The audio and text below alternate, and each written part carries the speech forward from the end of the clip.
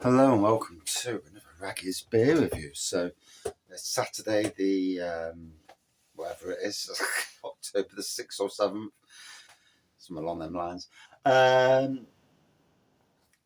Drinking today. I've been to Tesco this afternoon, so we went out earlier today, but we came home at 3. Our friend who was giving us a lift, she wanted to go boozing with her partner, so she's come home, and to be honest, we're both knackered. So, it is what it is. So I went to Tesco's and I picked up a bottle of the green ginger wine. £4.20 a bottle. It's 8% now.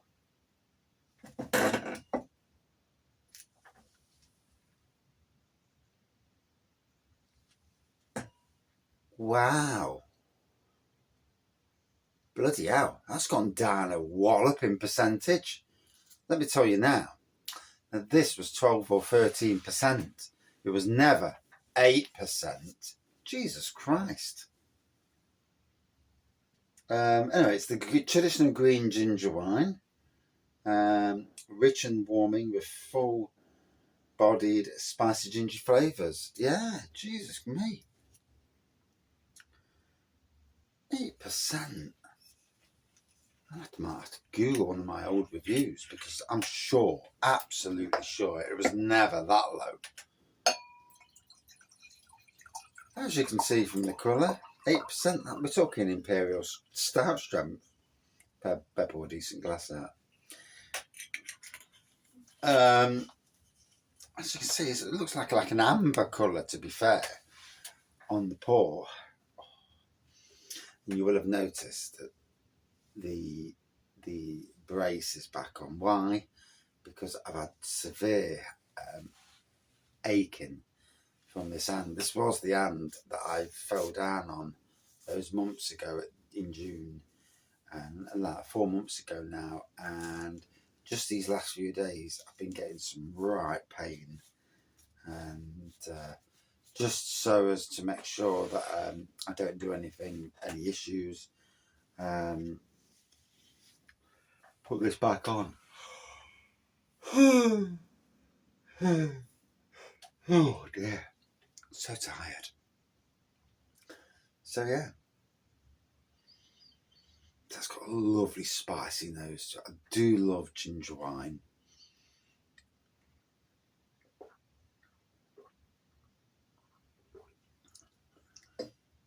The kit, the butler's kit you get from brew shops, it delivers in 6 bottles, 18% bottle of wine for literally 20 quid. Something like that anyway. And 18%, yeah, so that's a much better ABV than bloody 8%. Really shocked at that. 12 or 13 was the thing, so I'll have to, when I go to somewhere like Sainsbury's, I'll check theirs. Maybe they've had to lower it down. Maybe it's because of duty. I do know that fortified wines and sherries, which are fortified wines, ports and sherries, have had their pricing shoot up. So £4.20 is basically what I used to pay for it a while ago. So has it been done for that? Quite sad, really. I mean, I'm still getting a really warm feeling from it. Lovely, spicy, warm. I do. It's one of my favourites. This and whiskey to make a whiskey mac. Oh, bless you.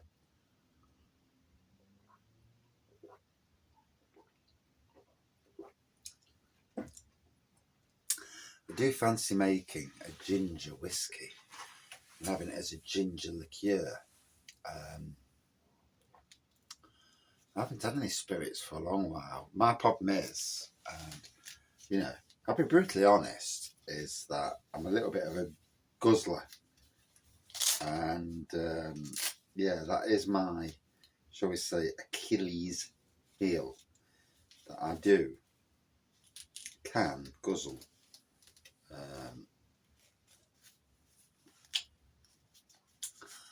Guzzle beers and whiskies, wines and that. So It's not that I just want to get absolutely rat-arsed. I'm not doing it for that. It's a funny thing. There's that line between enjoying what you do and enjoying your drink and alcoholism. And so many people over the years, whether rightly or wrongly, have pointed this out, and sometimes in quite rude fashion. And there is. No one needs to tell me that when I wake up in the morning and I'm feeling crap, that I've drank too much the night before. I do not wake up in the morning ever wanting to drink beer. No. That is a very slippery slope. However, if you do a night shift and you're having a drink first thing in the morning because that's your bedtime, that is a whole different kettle of fish. One must appreciate that before we judge. Thing about judging people, no one really knows what's going on in anybody's life. And people on social media, YouTube, social media, are quick to jump on the bandwagon, calling people, and having their own opinions. There was a comment. This was at work the other day, and there was a comment about me and something to do with beer. And this was from somebody who smokes. And I just looked and laughed because I thought, you're a fine one to talk. You're killing yourself with cancer, duck. Don't ever judge me when you're doing something similar yourself.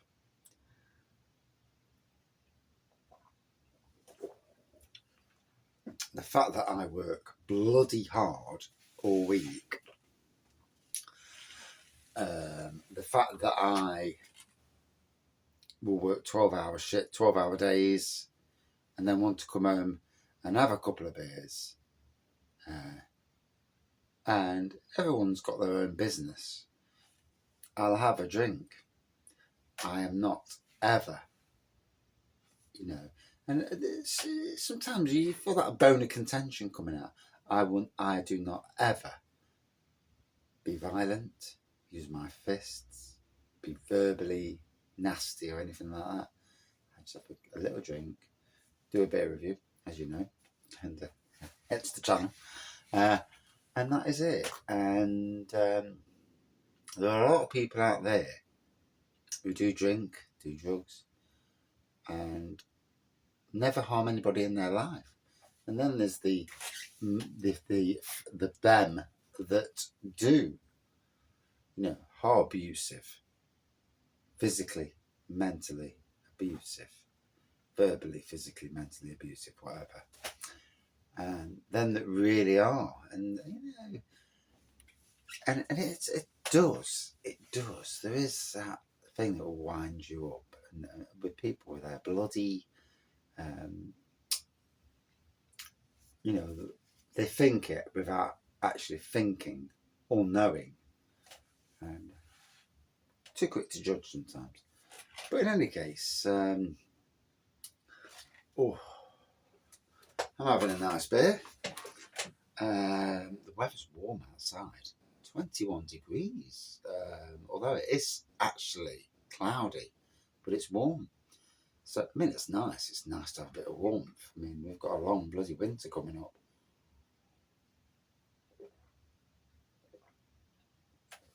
I've been out today. Went down my former workplace. Couldn't believe the state of it. Absolutely disgusting. It's embarrassing. As a gardener, it's embarrassing. Nottingham City Council's parks are an absolute embarrassment. And I get people from the brewery world who went to the Arboretum Beer Festival and said, oh, it's lovely down the Arboretum. I'm like, you need your fucking eyes tested.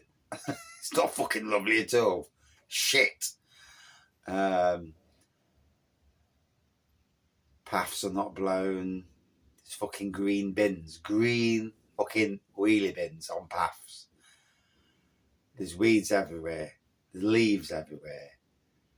This is the time of the year for leaves. So, you have to, there's a certain thing that I look at somewhere and I know when something is had a few days worth of leaves on it, but you can see the quality of the work. There's no quality of work there. Shit. Absolutely. Utter shit. Fucking weeds everywhere. Ivy and brambles in shrubberies that never, ever, ever had ivy and brambles in. Why? Because they were maintained all the time. Pruning doesn't look like it gets done. The pruning that has been done has been butchered. We're on about with the bloody bow saw straight through. We're not on about pruning. And it begs the question, how many people are working on there now? I would love to know that. I'd love to know how many people are working on the Arboretum. On my own, I could turn that park round. It's an 18-acre park.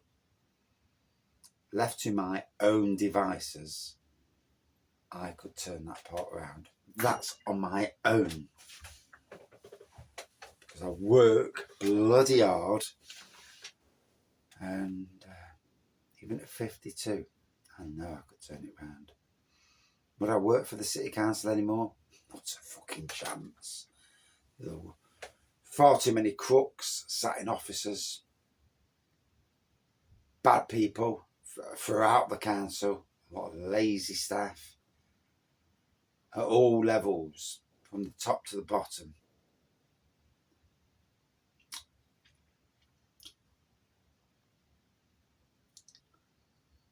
A council that wants no one in cars in the city centre. Yeah, you've done well there. You've done that. You force people out the cars. But no one wants to pay for your ridiculously overpriced car parks. You've killed off Bournemouth Centre. You bought into Robin Hood Energy and lost 50 million quid. 50 million. You charge people to park at their workplaces in the city. I would never, ever work in Nottingham again. Too much of this is going off across the country. In this climate change. But let's be fair, to change the climate, there are a lot of things we can do.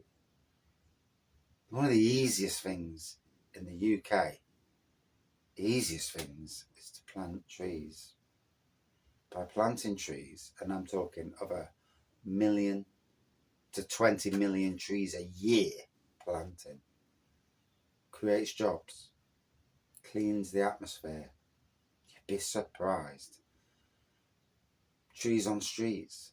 Yes, that means more leaves on the streets. But we pay council tax. You look at Nottingham's, and I'm talking Nottingham here, you look at Nottingham's roads. They have this thing where we don't mow because it protects for the bees. No, you don't mow to save money.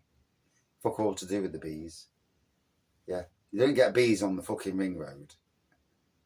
Even the bees aren't that daft.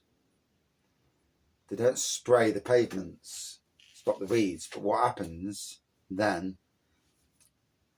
The weeds, tree roots, tree seedlings, buddleias break up said pavement and said tarmac areas, the road. That actually costs more than actually spraying the bloody things in the first place. Where I live in Sherwood, we don't see any council workers. And it's, you can blame austerity, cost of living crisis, all that bollocks, but there's still a absolute shitload of management in offices across Nottingham for the council. Absolutely disgusting. You could go for a wide scale prune of the management, because we don't need all this management. We're not doing competitive tendering anymore. So you don't need a client side and a contractor side. It all goes straight back in house, all under the council. So you can get rid of one lot of management straight down the middle, get rid of the whole lot, put people back on the streets working. Too much bureaucracy. Absolutely shocking. Anyway, a little bit of a rant there. But if this is happening in Nottingham, a Labour council, I want a Labour government, but I'm sick to the back teeth of a Labour council because they fucked this city up royally. I look at Rushcliffe where all the rich people live, and it's a lot better there. Well, it was, you know. And again, stuff's not done properly, but it's controlled better than this council, Nottingham. Some of the, you know, the money that's been spent on silly things is ridiculous. The country needs to, you know, Suella Braverman, whatever her bloody name is. She was actually right in a lot of what she said the other day. And, you know, whether you're white, black, Asian, born in England or not born in England, or came here, what she said was right. And, you know, you don't go through the rest of Europe to get to the UK. Why? What makes the UK so special? It isn't that fucking special. Why do we go to holiday in Spain, France, Italy? It's a fucking nice place to go to a holiday. Yeah? So, you know, what's bringing people to the UK? Take the cherry out, take the apple out the basket. The benefit system, it needs to change. In some ways, it needs to go. Because if you take that cherry away from everybody that says, oh, I want to go to that country because I get nice benefits and a nice house, take that cherry away. And then put everybody on an even footing. We need to look at what Europe are doing. And we need to be on the same footing as them. If you're born here, fair play, because you're born here. But everybody who's not born here is treated the same as every other European country treats their people coming in. Anyway, rant over. Nobody watches these videos anyway, so, you know, might be slightly, it might piss some people off, but, you know, sometimes it's got to be said. Yeah, I am not racist. I am not anti-gay. I do feel that this woke thing is too fucking much now. When I worked at the city council, and this was 13 years ago, it got to the stage where you could not say anything because you'd be sacked for it. And yet the bunch of crooks who are robbing the people who pay their taxes, who pay the council tax, spending it on stuff. I've seen a lot of stuff on council days. A lot of stuff.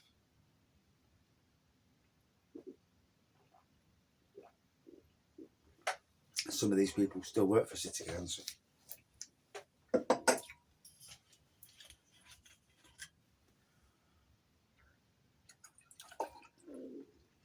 So yeah, 8%. Absolutely gutted.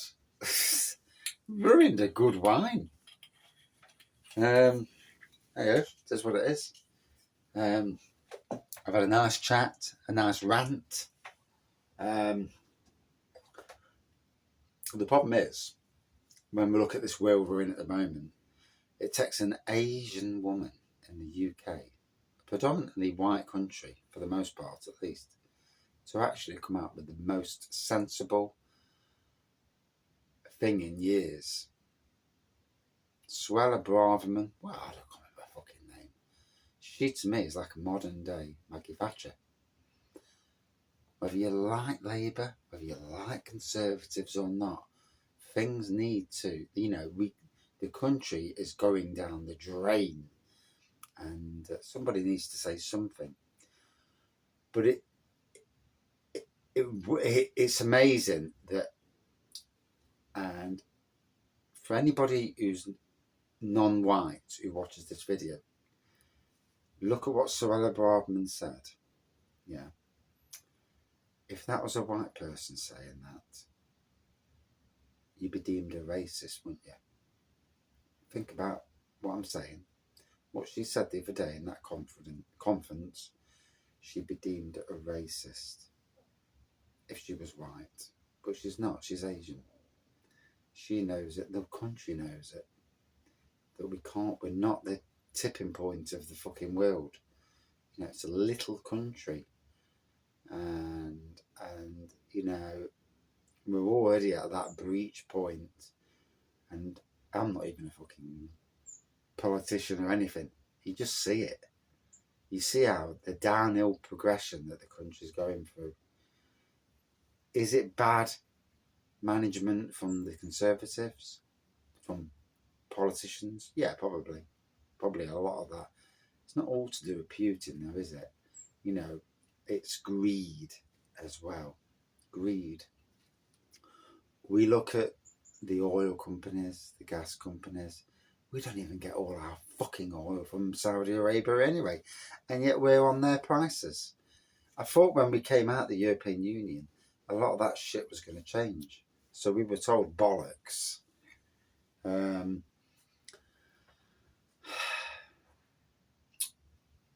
It's a raggy rant. I might have to delete it. But yeah, it's a rant. Fuck it.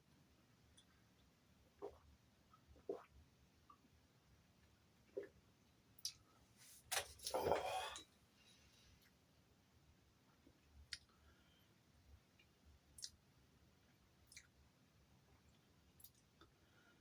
And you see things going downhill and prices going up. And I know it's happened before in that, I think it was the 70s, wasn't it? It happened then. But, you know, we're in a world now where you can't lie to people like you could all them years ago. Although Donald Trump seems to do whatever he fucking likes. Comes out with some right shite. Although he does come out with some good stuff as well. You know, he's not totally wrong in a lot of what he says.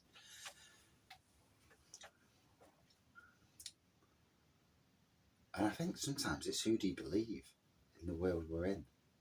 Who do you believe? What is going off in the world? We only know what's going off because of media.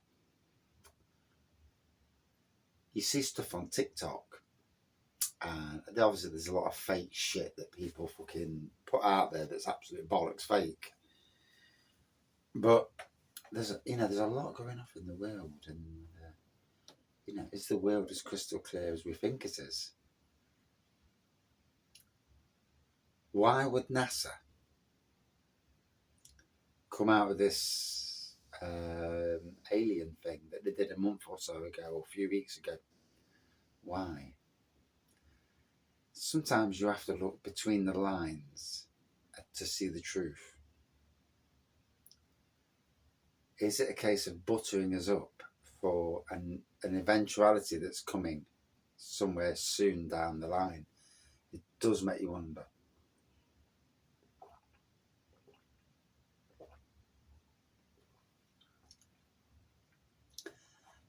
X-Files and Simpsons apparently, yeah, foretold of what happened in COVID.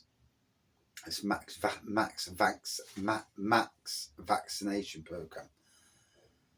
And apparently Simpsons also. And it does beg the question. There's a lot more that happens in the world. I mean, in every job, there's a lot more that happens that you just don't know about. Little things happen, you think, why did that happen? Why was that decision made? Who made that decision? What did they do it for? And these things, all begs the question, doesn't it? But anyway, Saturday night, I'm now going to go up the house. I'm going to chill. I'm drinking a nice bottle of fucking lower ABV ginger wine.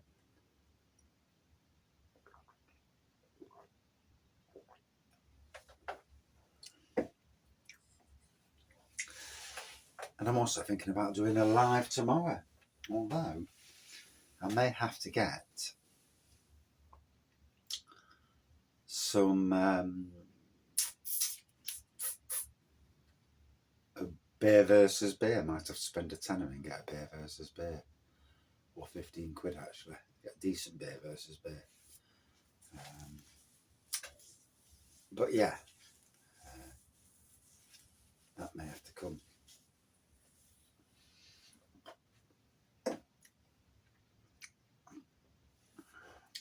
So, do you agree with me? Do you not agree with me? Do you think I'm talking shite? Often happens. No, I'm not drunk, by the way. No, just making sure that comment's out there.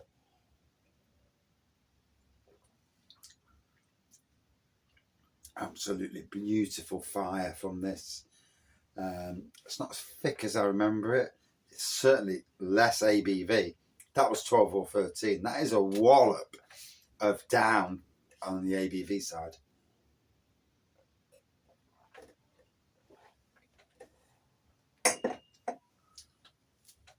However, still delivers a warm, spicy wine with slightly less body than I remember it. It used to have a much thicker body.